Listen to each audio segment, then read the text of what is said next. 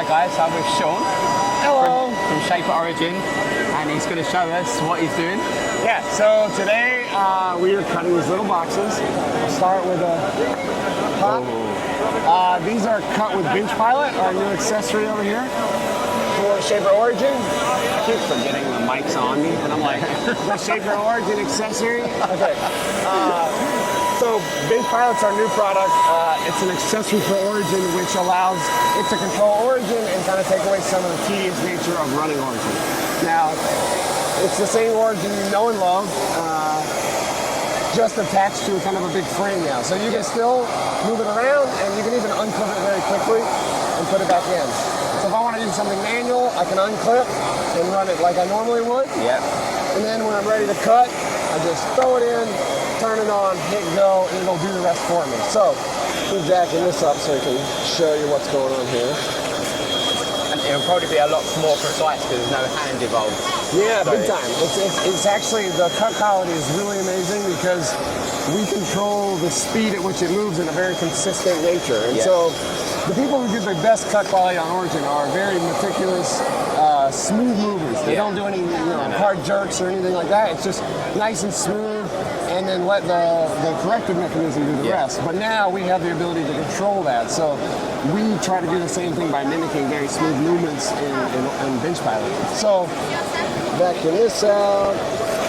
Okay, so you can kind of see here, if you come over here, we have a bunch of things set up so that Origin's cutting kind of on the end grain, so we can make these little boxes here. And so you got both parts here. You got the lid. I got some. You got some short ones and some long ones. That's the lid and that's the top. Yeah. And I'll show you kind of how this jig works in a minute. But in order to use Bench Pilot with Origin, you literally just turn it on, hit the green button.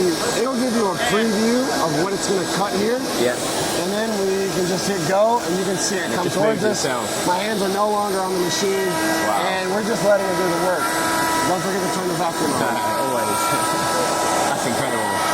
So there's also a knob here that allows you to slow and speed up the feed rate. So if I slow it down here, or you're moving quite slow, depending on your speeds and feeds and your material, it might be good, it might be bad. Yeah. In our case, we want to go a little bit faster. It's a cherry wood.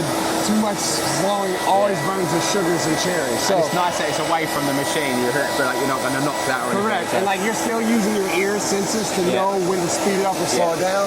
You can also control the speed of the spindle. So between those two mechanisms, you can pretty much dial in a perfect cut. Yeah. Now, in this case, we have about 2 minutes left. You can see kind of an idea of like how deep we're actually cutting, how much time's left, how many paths are left, and then also the speed at which we're traveling around.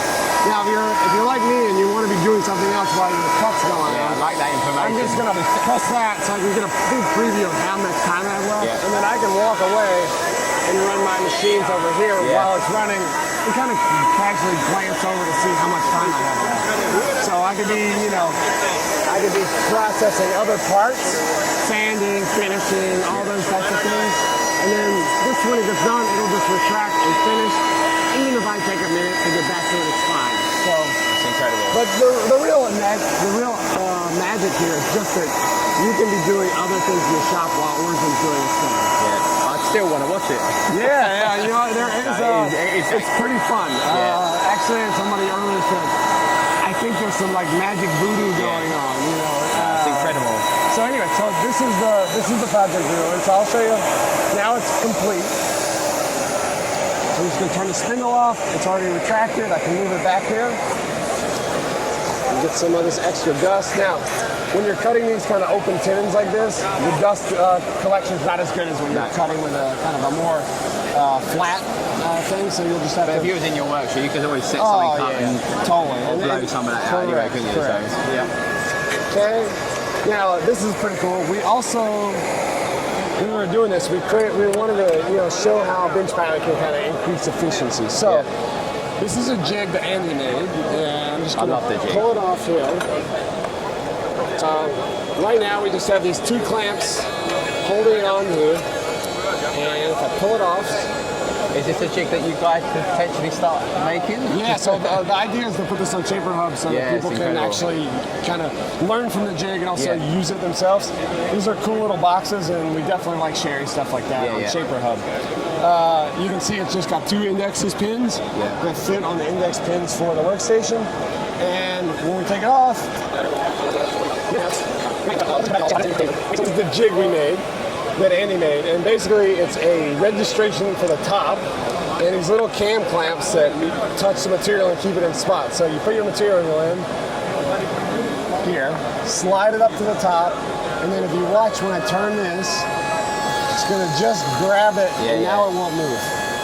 Same thing with this one. I'll reference the top and then just tighten it down. Just a little turn. Now those are in. Take these little wedges out. And I just have a little piece that kind of helps hold it onto the top here. I like that. Transporting it. Yeah, it's a cool little detail he did, you know.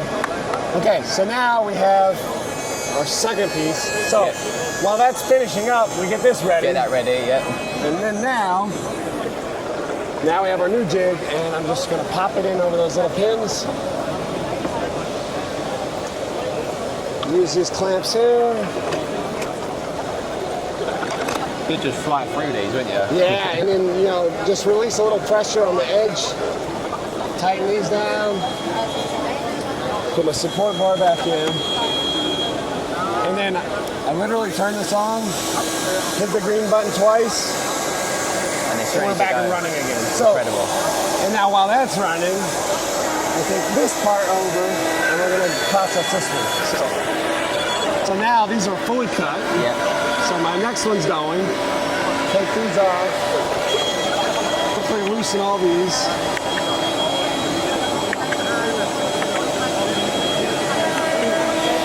And then now we have our 6 pieces. And we'll bring it over to the sustainer saw.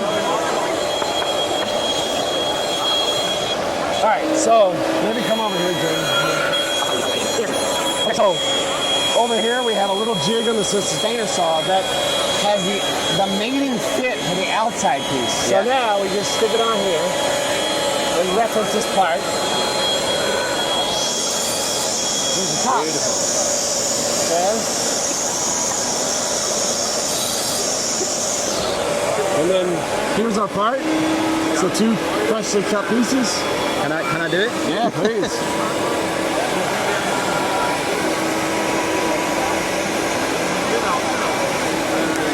Oh, nice. I like that. I like that.